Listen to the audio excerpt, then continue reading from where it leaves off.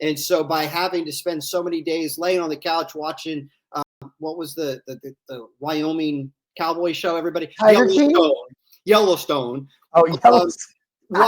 watching Yellowstone, binge watching Yellowstone on repeat Yeah. for months on end. It's like it started to be like Groundhog Day. I wake up, I go to the couch, and I put on Yellowstone until I go to bed at midnight, and I start over. But that mental health just started deteriorating because I wasn't in my lane where I need to be out socializing, where I get energy and juice. And my mental health got so bad that I was just pacing around. I was talking to myself, and I told my wife, I'm like, in a day or two, I seriously want you to Baker Act me because I can't do this. And so COVID, and my daughter was with me during that same time and struggling just the same way. And so it's real. It's a very real thing. And that had nothing to do with working too hard. But you could call it burnout. I mean, I felt like the weight of the world was too much, and all I was doing was watching Yellowstone on repeat. So I get it, I do, and you were not a lot of people, especially during that period of time, really reawakened or reopened certain thoughts that were problematic for them. And I think throughout the world, especially in the United States of America, that was it definitely brought back the conversation, right? So now let's move it a step forward. What can a person do for themselves if they're starting to feel like, you know what, I'm struggling, I'm burnt out? I'll go first, right? Here's what I do, Gary Wise. Number one, I try to relax. I try to, like you said, put it under perspective. I try to remember, rebalance as to why I'm doing the things that I'm doing.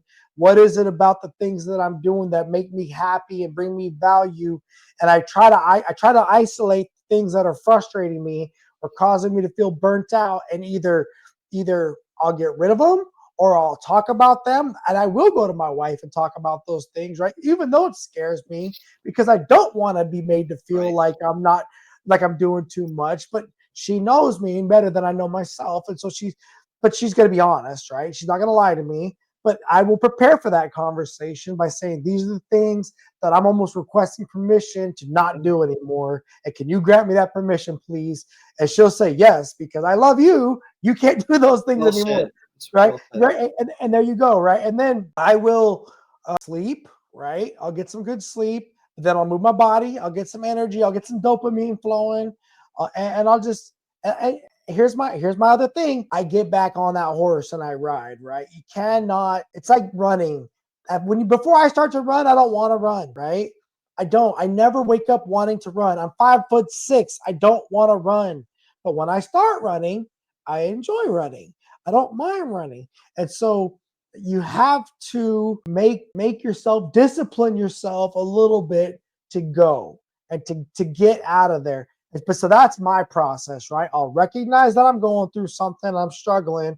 I will refocus my priorities. I'll balance out the things that I know really matter. I will isolate the things that I think are really causing me the most problems. I'll talk about them with my wife or the people that I need to resolve them with, right? If it's a person or if it's a relationship, if it's a business thing, I'll have that tough conversation. I'll get it done, and then I'll get some good rest. I'll get some good food. I'll get some good workout, some PT, and I'll one day at a time. Because I know what was that song? Time doesn't, Kenny G, or what was that Michael Bolton song? What was that song? I don't listen to Michael Bolton, brother. time, love, and tenderness, or something like that, right? And it's about time heals everything, right? Like sometimes you just gotta not be so worried about it and kind of get past